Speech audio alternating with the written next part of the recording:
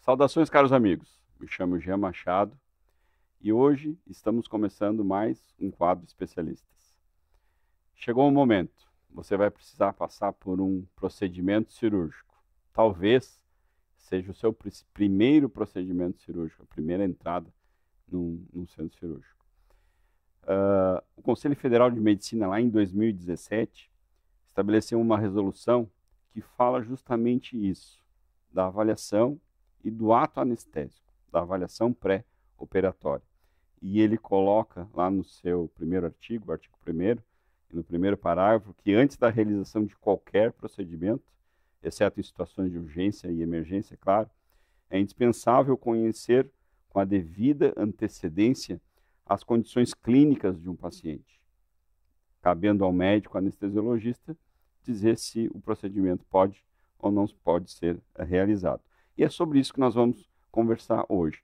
Tentar esclarecer um pouco para quem vai precisar passar por uma cirurgia ou por um exame com anestesia, como vai ser feita essa avaliação. Como a pessoa também vai receber, lá no final da consulta, a informação no dia, como tudo vai acontecer. O médico anestesiologista é o médico especialista na avaliação pré-operatória, que vai fazer o pré-anestésico, junto com, no caso, se for o médico cirurgião, do procedimento cirúrgico. Lá no dia da consulta pré-anestésica, além de dar algumas dicas, o que vai ser feito? Primeiro, o médico vai conversar com você e vai saber de qual o seu problema, por que você vai passar por aquela situação, de problemas de saúde pregressos, se você já tem doenças crônicas com pressão alta, diabetes, por exemplo. Se você usa medicações, por quê? Qual o interesse das medicações? Como o paciente vai receber uma anestesia, pode acontecer o que a gente chama de interação medicamentosa com a anestesia. E algumas medicações vão ser usadas no dia do procedimento ou vão ser evitadas. Outra pergunta que o médico anestesiologista vai fazer é em relação a vícios, se você fuma, se usa álcool ou se usa alguma droga ilícita. Todas elas também podem ter interação com a anestesia. A presença de alguma alergia, por exemplo, se você é alérgico à borracha, ao látex, né, a gente sabe que os procedimentos cirúrgicos, as pessoas vão usar luvas, alguns materiais também podem ter látex, e esses serão evitados se você tiver alguma alergia. O antibiótico, se você tem alergia a um antibiótico, esse antibiótico vai ser evitado, vai ser trocado por outra medicação. Antecedentes cirúrgicos também, se você já fez um procedimento, se teve algum tipo de complicação, tanto cirúrgico como anestésico, que seja uma informação relevante para o seu quadro. Depois de fazer tudo isso aí, o anestesista vai dar uma revisada naqueles exames que você fez para o procedimento. E, se julgar necessário, vai pedir mais alguns exames. Em relação às medicações que você usa, você ajudaria muito se você levasse elas anotadas no dia, numa folhinha de papel. É comum quando a gente vai fazer uma consulta, principalmente antes de uma cirurgia, ficar um pouquinho nervoso.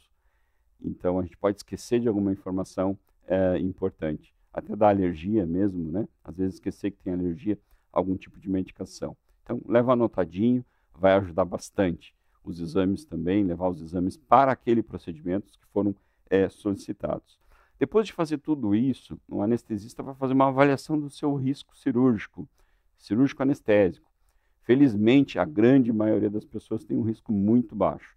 O risco ele é atribuído aos problemas de saúde que a pessoa tem, o porte da cirurgia também. Mas fique tranquilo, o médico anestesista na consulta vai lhe dizer qual o risco do procedimento. Muitos deles realmente não podem ser adiados, você vai ter que fazer, mas o importante é que vai fazer com a maior segurança possível. O anestesista também vai dar algumas orientações. Uma delas, muito importante, é em relação ao jejum.